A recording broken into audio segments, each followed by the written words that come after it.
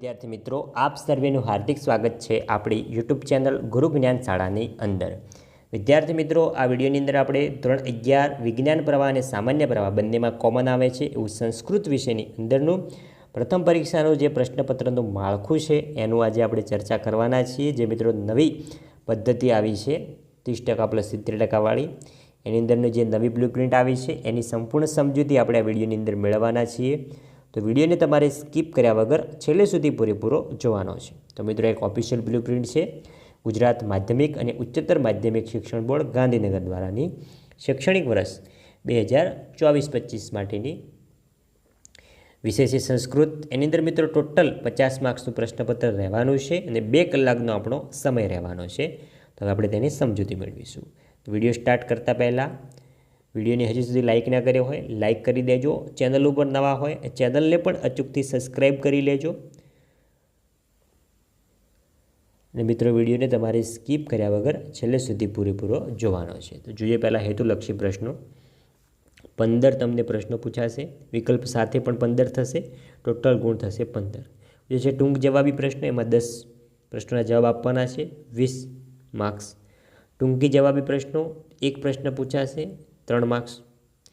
વિસ્તૃત જવાબી પ્રશ્નો 3 પ્રશ્નો પૂછાશે, 12 માર્ક્સ। એટલે ટોટલ આખા પ્રશ્નપત્રની અંદર તમને 36 પ્રશ્નો આપેલા હશે, એમાંથી 29 પ્રશ્નોના જવાબ તમારે લખવાના રહેશે।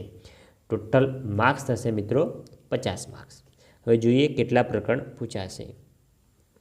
તો મિત્રો, ટોટલ પ્રકરણ પૂછાશે પ્રકરણ 1, 2, 3, 4, 5, 11, 12, 13, 14, 15। ને મિત્રો, વ્યાકરણમાંથી પૂછાશે ન્યાય, છંદ અને અલંકાર, સંસ્કૃત સાહિત્યનો ઇતિહાસ ને અપઠિત। ને ટોટલ થશે 50 માર્ક્સ। ને મિત્રો, કયા ચેપ્ટરમાંથી કેટલા માર્ક્સનું પૂછાશે એ તમે જોઈ શકો છો વિડીયોમાં। વિડીયો સ્ટોપ કરીને લખી શકો છો તમારા ચોપડાની અંદર। મિત્રો, એક જગ્યાએ તમારે લખી લેવાનું છે, જેથી કરીને તમને પરીક્ષાની અંદર તૈયારી કરવામાં સરળતા રહેશે। મિત્રો, અમારી ચેનલ ઉપર ધોરણ 11ને લગતા વિભાગ વાઇઝ IMP પ્રશ્નો પણ આપવામાં આવશે। એક વિષયના 3 સેમ્પલ પેપર આપવામાં આવશે। જે તમે સંપૂર્ણ એની તૈયારી કરશો તો તમે પરીક્ષાની અંદર સારા એવા માર્ક્સ લાવી શકશો। તો મિત્રો, અમારી ચેનલને સબસ્ક્રાઈબ ના કરી હોય અચૂકથી સબસ્ક્રાઈબ કરી લેજો। તમારા બીજા મિત્રો સુધી પણ અમારી ચેનલને શેર કરજો, જેથી કરીને તેમને પણ આવનારી પરીક્ષાની અંદર લાભ થઈ શકે અને તે પણ સારા માર્ક્સ લાવી શકે। તો જોઈશું આપણે વધારે માહિતી। વિભાગ A, તો પ્રશ્ન 1 થી 2 તેમાં પદખંડોનું માતૃભાષામાં અનુવાદ કરવાનું છે, 4 માર્ક્સ। ત્રીજો છે વિવરણાત્મક નોંધ પૂછાશે 2 માર્ક્સની। ચોથો મિત્રો, શ્લોક પૂર્તિ પૂછાશે 2 માર્ક્સની।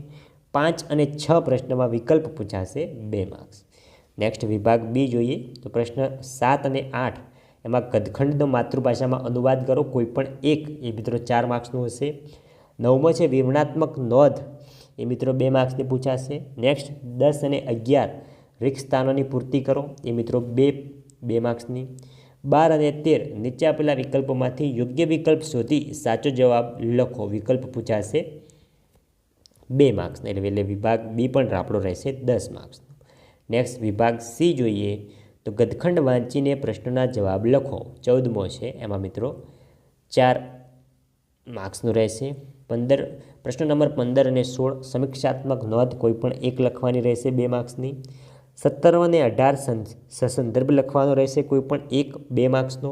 19 અને 20 વાક્ય કોણ બોલે છે તે ઓળખાવાનું રહેશે, 2 પૂછાશે, 2 માર્ક્સ રહેશે એના। વિભાગ D જે છે 21મો ગદખંડ વાંચીને નીચેના પ્રશ્નોના જવાબ આપો, A, B, C અને D, તો થશે 3 માર્ક્સના। 22, 23 ને 24 ગુજરાતી પ્રશ્નોના જવાબ આપવાના છે, કોઈ પણ 2 પ્રશ્નોના જવાબ, 3 પ્રશ્નો પૂછવામાં આવશે, પ્રત્યેકના 2 ગુણ રહેશે, એ થશે ટોટલ 4 માર્ક્સ। 25, 26 ને 27 રિક્ત સ્થાનોની પૂર્તિ, એટલે કે ખાલી જગ્યા પૂરવાની છે, ટોટલ 3 પ્રશ્નો, 3 માર્ક્સ। એટલે વિભાગ D આપણો થશે 10 માર્ક્સનો। નેક્સ્ટ વિભાગ E જે છે 28, 29 ને 30 પરિચયાત્મક નોંધ લખો, કોઈ પણ 2, પ્રત્યેકના 2 ગુણ, એટલે થશે 4 માર્ક્સ। 31 ને 32 છંદ અને અલંકાર, કોઈ પણ એક, એ મિત્રો થશે 2 માર્ક્સ। 33, 34, 35, 36 નીચેલા આપેલા વિકલ્પોમાંથી યોગ્ય વિકલ્પ શોધી સાચો જવાબ લખો, એક માર્ક્સ રહેશે, 4 માર્ક્સ રહેશે। એટલે ટોટલ વિભાગ E આપણો થશે 10 માર્ક્સ અને કુલ ગુણ થશે 50। તો વિદ્યાર્થી મિત્રો, આ હતો આપણો ધોરણ 11નો સંસ્કૃત વિષયનો પરીક્ષાનો સંપૂર્ણ માળખું. અને મિત્રો, ધોરણ 11ના બીજા વિષયના પણ બ્લુપ્રિન્ટની સમજણ અમારી ચેનલ ઉપર મૂકેલી છે, જે તમામ વિડીયોની લિંક આ વિડીયોના ડિસ્ક્રિપ્શન બોક્સમાં આપેલી છે. તો ત્યાં જઈને તમે તમામ વિડીયો જોઈ શકો છો. અને મિત્રો, અમારા વોટ્સઅપ ગ્રુપની અંદર જોડાવાનું બાકી હોય તો એ ગ્રુપની લિંક પણ વિડીયોના ડિસ્ક્રિપ્શન બોક્સમાં આપેલી છે.